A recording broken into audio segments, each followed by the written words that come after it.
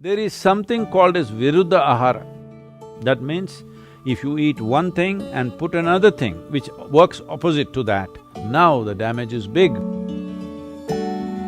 If you eat anything which has tamas, inertia will come in your system. Cognition level slowly will go down.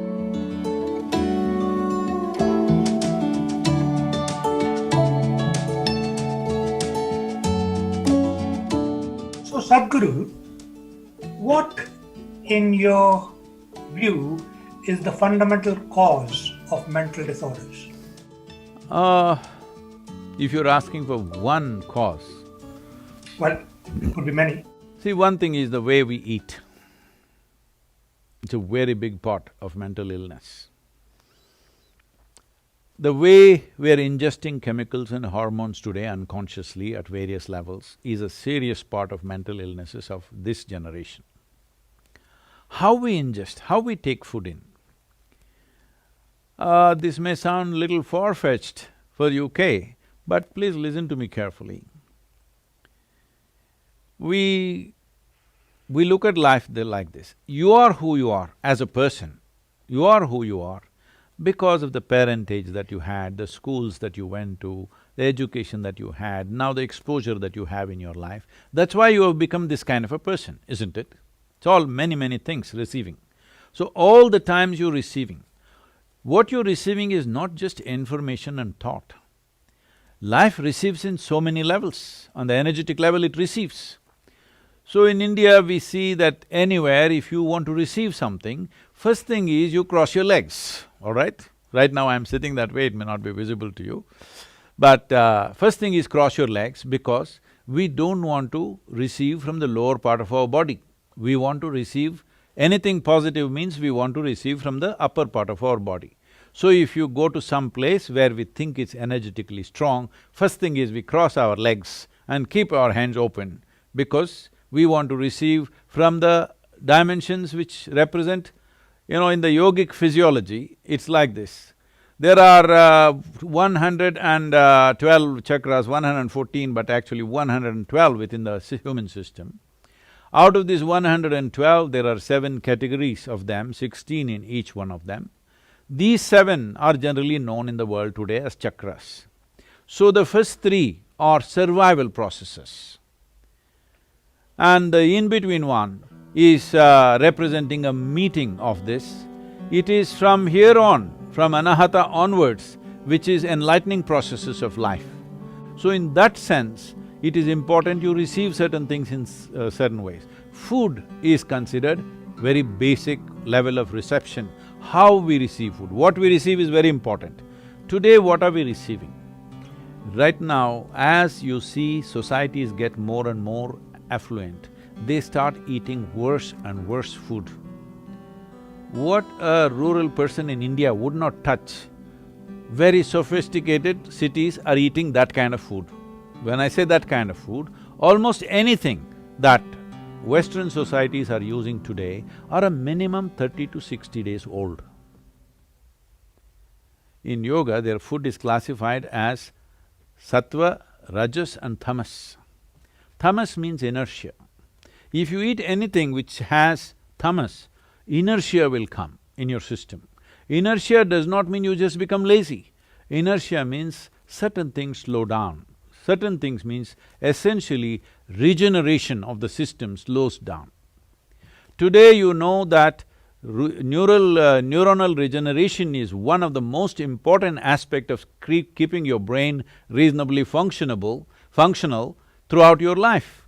If you are consuming foods which are tamasic or causes inertia in the general function of your system, in the energetic process of who you are, then you will see cognition level slowly will go down over a period of time. Because everybody understands this. This is why they're drinking cups and cups of Coca-Cola or coffee or alcohol or something else because they know they need to balance that. So this kind of balance is a very rudimentary way of balancing your system, that you're putting wrong things and then you're trying to correct it with right things.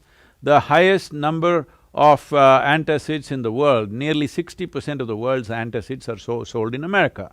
the most affluent population on the planet. This means they have a whole choice of nourishment. They can eat the best food, but no, they will eat the worst food because commercial forces will decide what you eat. You cannot eat consciously anymore what you want to eat.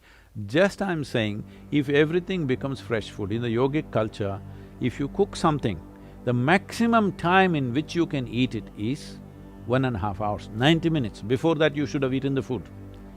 After that, we won't touch the food because it has started gathering tamas, inertia will begin to happen.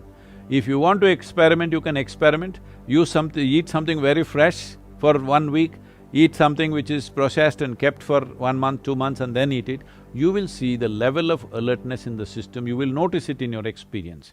But it is happening at the cellular level, it is happening in terms of… we call this ojas, there is no English word for that.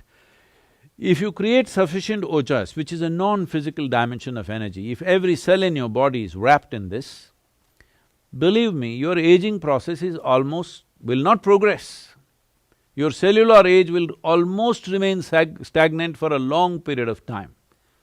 Some of the tests they have done on me and they are saying that my cellular age is 25. Well, I still am like 25, I'm maintaining the same level of activity, I'm maintaining the same weight, same everything. This is not some miracle. Every human being is capable of this with some simple attention to fundamental things. Going further in terms of food, there is something called as viruddha ahara. That means, if you eat one thing and put another thing which works opposite to that, then in your system there is a war. You know, digestive process is largely between acids and alkalines and all this stuff. For example, you eat meat which is fatty. If you ate it by itself, it may not cause that much damage. But you ate that with rice and ghee, you call that biryani and you ate it. Now the damage is big because these two things will not go together. This is why any non-vegetarian food and milk-related food were never mixed, because the moment you mix it, it will go opposite to each other and you create a battle within yourself. In the yogic culture, food should not remain in your stomach bag for more than 2.5 hours. Within 2.5 hours, it should have moved out, you must be feeling empty stomach. Hunger will not come, empty stomach will come, and that is good. We want our stomach to be always empty, because in an empty stomach, everything works well. And the colon health is something that's completely neglected today. If you do not keep your colon clean, keeping your mind in a balanced state is very, very difficult.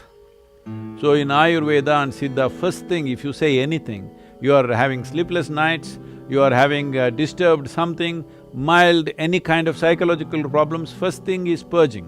Purge the system, clean the colon, suddenly you feel little balanced. So in the yoga center, the day starts with a small marble-sized ball of neem and turmeric. There are many aspects to this, of what impact it has on your system.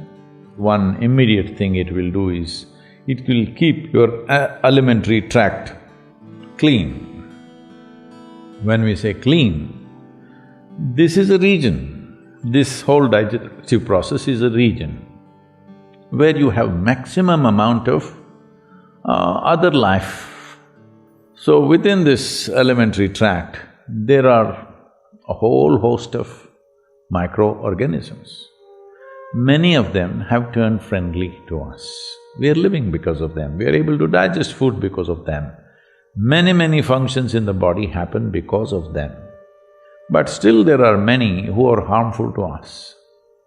The uniqueness of neem, especially when it is taken along with turmeric, if these two things go together, largely those things which are not necessary for the body, those things which can harm the body, any kind of parasital life which is there, all these things get eliminated.